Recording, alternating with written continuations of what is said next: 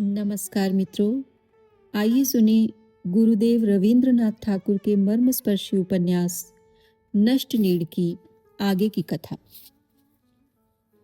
भूपति अपने मन की सब बातें चारू से न कह सके थे।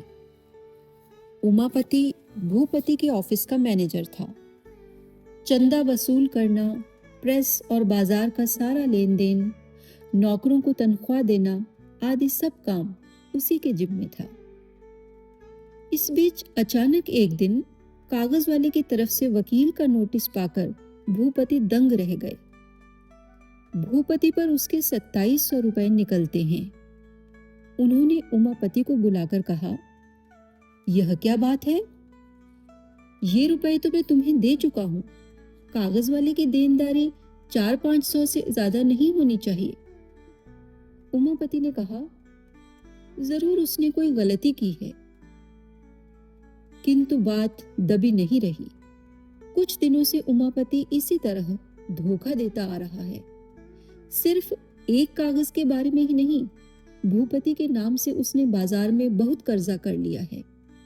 गांव में जो वह अपने लिए पक्की हवेली बनवा रहा है, उसका अधिकांश सामान उसने भूपति के नाम लिखवा कर लिया है और उसमें बहुत सा रुपया कागज खाते का लगा दिया है।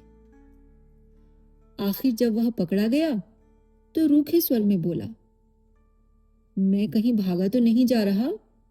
काम करके धीरे धीरे सब चुका दूंगा। तुम्हारी अगर एक कौड़ी भी बाकी रह जाए तो मेरा नाम बदल देना। उसके नाम परिवर्तन से भूपति को तसल्ली नहीं हो सकती। असल में मात्र रुपए के नुकसान से उन्हें दुख नहीं हुआ, किंतु अचानक इस विश्वासघात से उनके पैरों के नीचे से जमीन खिसक गई। उसी दिन वे असमय चारू के पास गए थे। इस संसार में कम से कम एक जगह विश्वास करने लायक है। क्षण भर के लिए इस बात का अनुभव कर आने के लिए उनका दिल बेचैन हो उठा था। किंतु चारू तब अपने ही दुख से सांझ के बाती जलाए बिना ही खिड़की के पास अंधेरे में बैठी थी। उमापति ने दूसरे दिन ही मेमन सिंह जाने की तैयारी कर ली। बाजार वालों को मालूम होने के पहले ही वह खिसक जाना चाहता था। भूपति मारे घृणा के उमापति से बोले तक नहीं। भूपति की इस चुप्पी को उमापति ने अपना सौभाग्य समझा। अमल ने आकर मंदा से पूछा, मंदा भाभी, बात क्या हुई? सामान बांधने की यह धूम कैसी? मंदा ने कहा, पराया घर ठहरा, जाना तो पड़ेगा ही। हमेशा क्या यही बनी रहूंगी? अमल ने पूछा, आखिर है कहां की तैयारी? मंदा बोली, देश की। अमल ने कहा, क्यों? यहां क्या तकलीफ हो गई? मंदा ने कहा, तकलीफ मुझे क्या है, बताओ। तुम सबों के साथ थी, आराम से ही थी, लेकिन औरों को जो तकलीफ होने लगी। इतना कहकर उसने चारू के कमरे की तरफ टेढ़ी नजर डाली। अमल गंभीर होकर चुप हो रहा। मंदा ने कहा, छी छी, कैसी शर्म की बात है। भूपति बाबू अपने मन में क्या सोचते होंगे। अमल ने इस बात को लेकर आगे कुछ चर्चा नहीं की। अपने मन में सिर्फ इतना समझ लिया कि चारू ने इन दोनों के बारे में भाई साहब से ऐसी कोई बात कही है जो कहने की नहीं है। अमल घर से निकलकर रास्ते में टहलने लगा। उसके मन में आया कि वह इस घर में अब वापस न आए। वह सोचने लगा, भाई साहब ने अगर भाभी की बात पर विश्वास करके उसे अपराधी समझ लिया हो, तो मंदा को जिस रास्ते जाना पड़ रहा है उसे भी वही रास्ता पकड़ना चाहिए। मंदा को विदा करना एक हिसाब से अमल के लिए निकल जाने का ही आदेश है। सिर्फ वह मुंह से कहा नहीं गया, बस। इसके बाद तो उसका कर्तव्य बिल्कुल स्पष्ट है। अब एक क्षण भी यहां नहीं रहा जा सकता। किंतु भाई साहब उसके बारे में मन ही मन किसी तरह की अनुचित धारणा बनाए रखें, यह भी तो ठीक नहीं।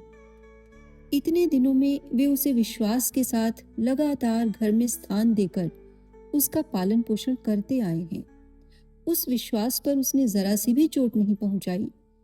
यह बात भाई साहब को बगैर समझाए वह कैसे जा सकता है? भूपति उस समय रिश्तेदारों के घटियापन, पावेदारों के तकाजे, जाली हिसाब और कोरी तहवील को लेकर माथे पर हाथ धरे चिंता में डूबे हुए थे। इस रूखे मानसिक दुख में उनका कोई साथी न था।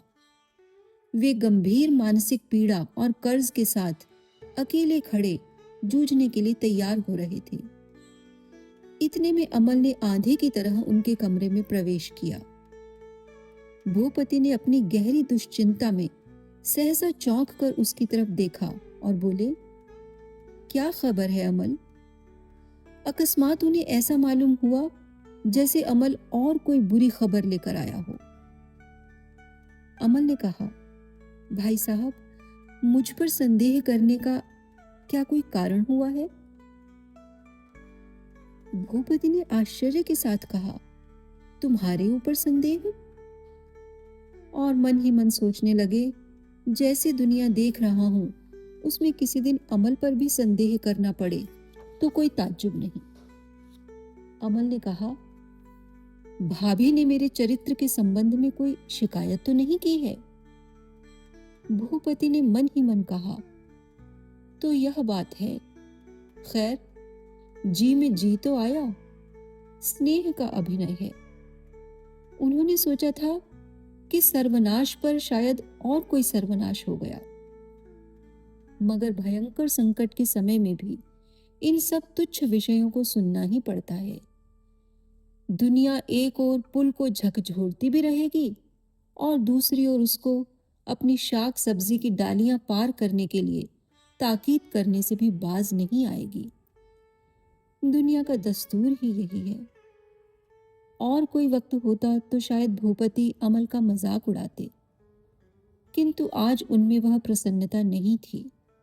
उन्होंने कहा, पागल तो नहीं हो गए? अमल ने फिर पूछा, भाभी ने कुछ कहा नहीं क्या? भूपति ने कहा, तुमसे वो बहुत स्नेह करती हैं, इसलिए कुछ कहा भी हो तो उसमें नाराज होने की कोई बात नहीं। अमल ने कहा, काम धंधे की तलाश में अब मुझे और कहीं जाना चाहिए। भूपति ने डांटते हुए कहा, अमल, तुम ऐसा बचपना कर रहे हो जिसकी कोई हद नहीं। अभी मन लगाकर पढ़ो लिखो, काम धंधे की बात पीछे सोचना।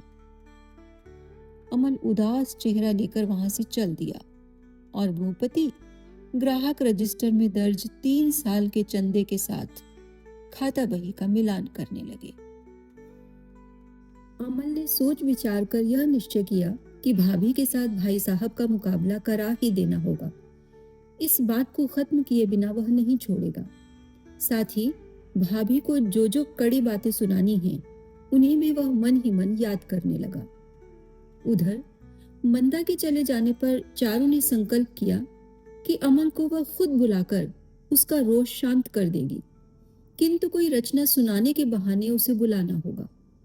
अमल की ही एक रचना के अनुकरण पर चारू ने अमावस्या का प्रकाश शीर्षक एक गद्य तैयार किया है। इतना तो उसने समझ ही लिया है कि अमल को उसकी स्वतंत्र शैली की रचना पसंद नहीं आती। चारू ने अपनी नई रचना में पूर्णिमा, जो अपना संपूर्ण प्रकाश एक साथ ही प्रकट कर देती है, इसके लिए जितना चाहा तिरस्कार करके उसे लज्जित किया है। उसने लिखा है, अमावस्या के गहरे तक छूने वाले अंधकार में 16 कलाओं से पूर्ण चांद का संपूर्ण प्रकाश हर स्तर में बंधा पड़ा है। उसकी एक किरण भी खोई नहीं है। इसी से पूर्णिमा की उज्ज्वलता से अमावस्या की कालिमा इतनी पूर्ण है। आदि आदि। अमल अपनी सभी रचनाएं सबके सामने प्रकट कर देता है और चारू ऐसा नहीं करती। पूर्णिमा और अमावस्या की इस तुलना में क्या इस बात का आभास है? उधर इस परिवार के तृतीय व्यक्ति भूपति किसी सिर पड़े कर्ज के तकाजे से छुटकारा पाने के लिए अपने परम मित्र मोतीलाल के पास रुपए मांगने गए थे। मोतीलाल को संकट के समय में भूपति ने कई हजार रुपए दिए थे और आज वे अपने इस घोर संकट में उनसे अपने वे ही रुपए वापस लेने गए थे।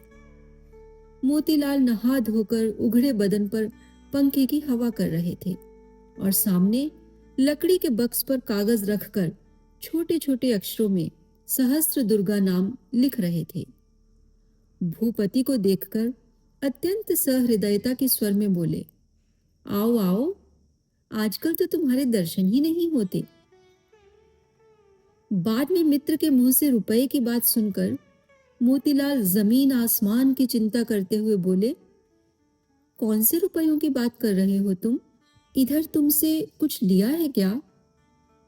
भूपति के संवत और तारीख के साथ पुरानी सब बातें याद दिलाने पर मोतीलाल ने ठहाका मारकर हंसते हुए कहा, अच्छा, उन रुपयों की कह रहे हो? अरे, उसे तो बहुत दिन हो गए, मियाद खत्म हुए। भूपति की दृष्टि से दुनिया का चेहरा ही मानो चारों तरफ से बदल गया। दुनिया के जिस हिस्से से नकाब खुलकर गिर गया, उसको देखकर भूपति के रोंगटे खड़े हो गए। सहसा बाढ़ आ जाने पर जैसे डरा हुआ आदमी जिधर सबसे ज्यादा ऊंचा देखता है उसी तरफ भागने लगता है, ठीक उसी तरह भूपति भी इस निर्मम बाहरी संसार से बड़े जोर से अपने घर की तरफ भागे। मन ही मन कहने लगे, संसार में और चाहे जो भी हो, कम से कम चारू तो मुझे धोखा नहीं देगी। चारू उस समय पलंग पर बैठी गोद में तकिया और तकिए पर कॉपी रखकर झुकी हुई कुछ लिख रही थी। भूपति जब बिल्कुल ही उसके पास जा खड़े हुए तब उसे होश आया और वह सहम गई। झट से अपनी पालथी के नीचे कॉपी दबाकर संभल के बैठ गई। हृदय में जब कोई दुख रहता है तब आदमी को जरा सी बात से बड़ी भारी चोट लगती है। चारू को इस तरह अनावश्यक सहमते और जल्दी से अपनी कॉपी छिपाते देख भूपति के मन को गहरी चोट पहुंची। फिर भी वे धीरे से चारू के पास बैठ गए और चारू अपने रचना स्रोत में अनचाही रुकावट आ जाने से और भूपति के आगे सहसा कॉपी छिपाने की जल्दबाजी से ऐसी हो गई कि फिर उसके मुंह से कोई बात ही नहीं निकली।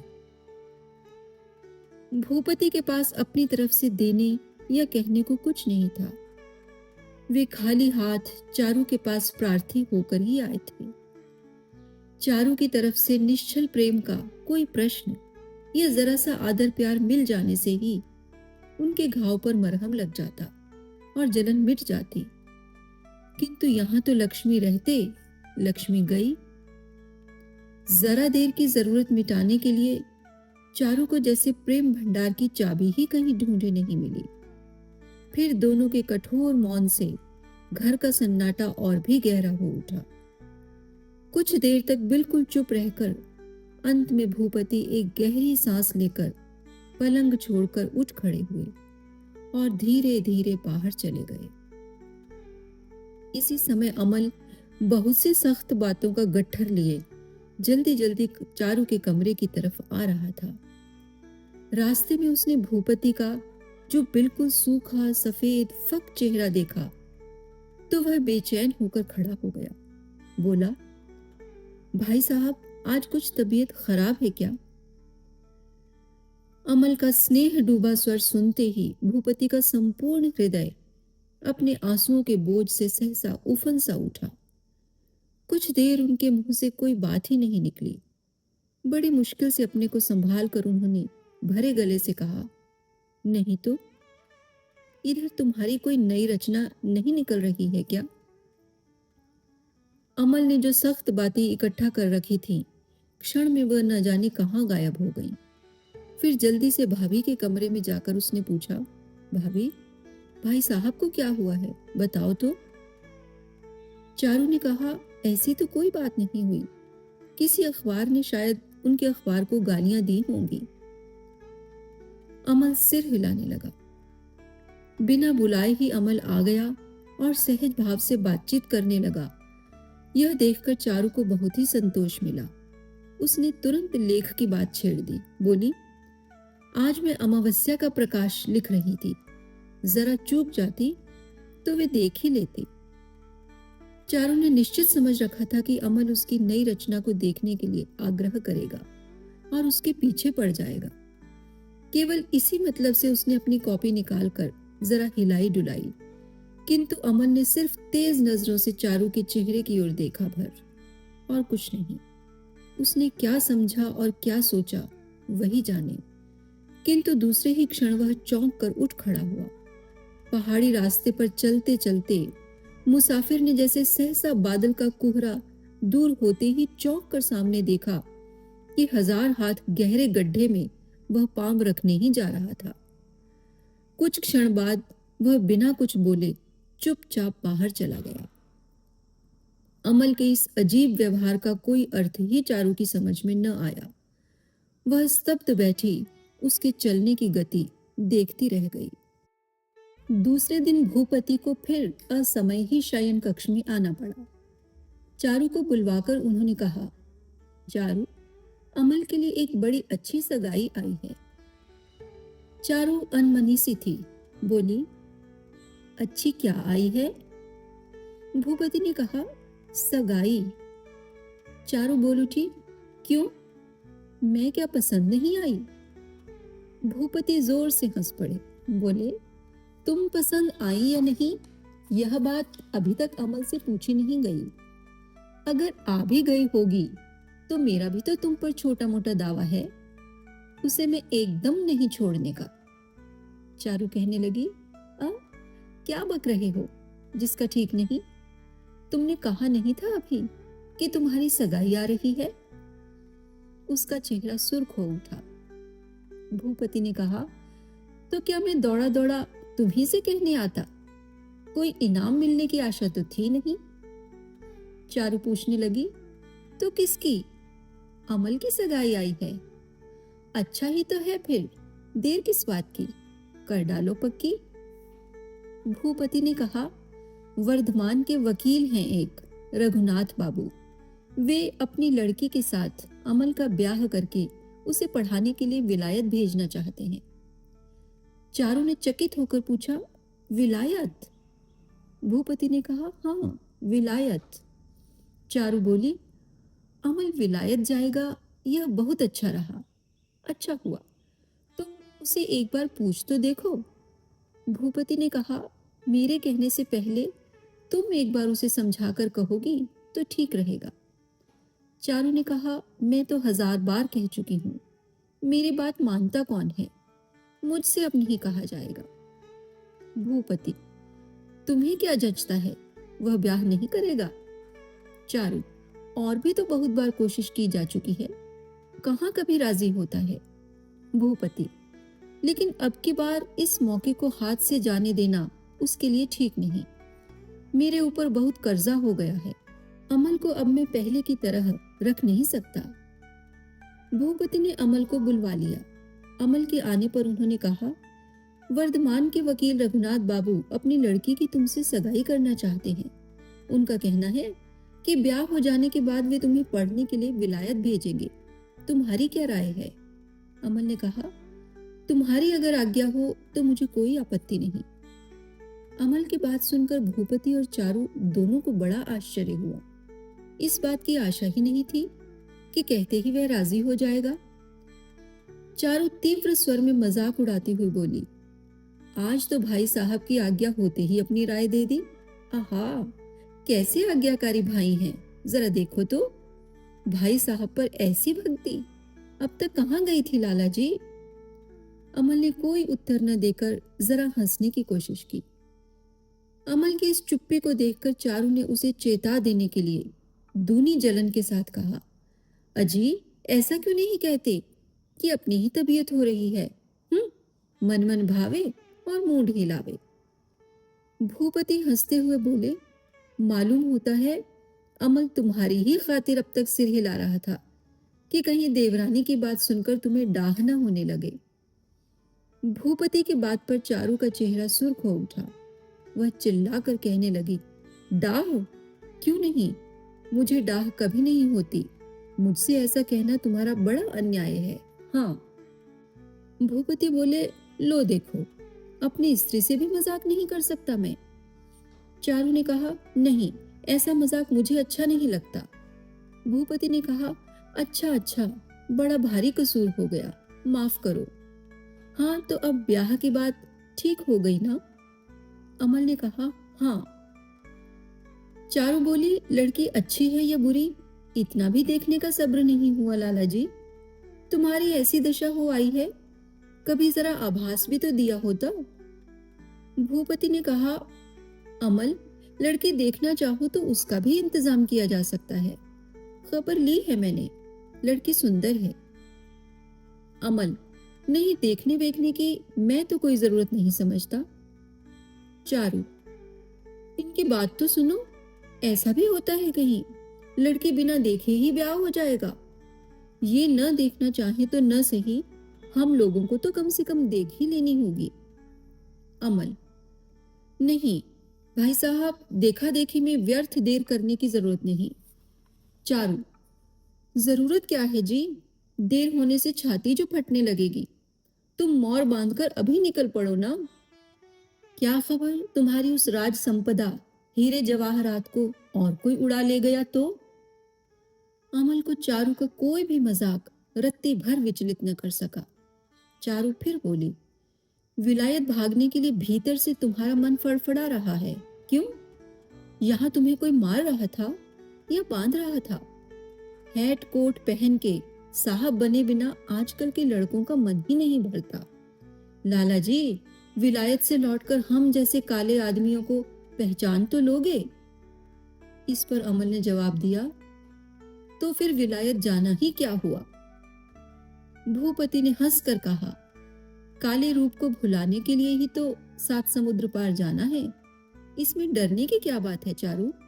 हम तो हैं ही, काले के भक्तों की यहां कमी न होगी। भूपति ने प्रसन्न होकर उसी वक्त वर्धमान को चिट्ठी लिख दी। ब्याह का दिन निश्चित हो गया। धन्यवाद मित्रों। उपन्यास की अब तक की कहानी आपको कैसी लगी, कमेंट करके हमें अवश्य बताइएगा। आगे की कथा सुनने के लिए हमारे साथ जुड़े रहें, हमारे चैनल को सब्सक्राइब करके। जल्दी ही फिर उपस्थित होंगे इस धारावाहिक उपन्यास की अगली कड़ी के साथ। नमस्कार।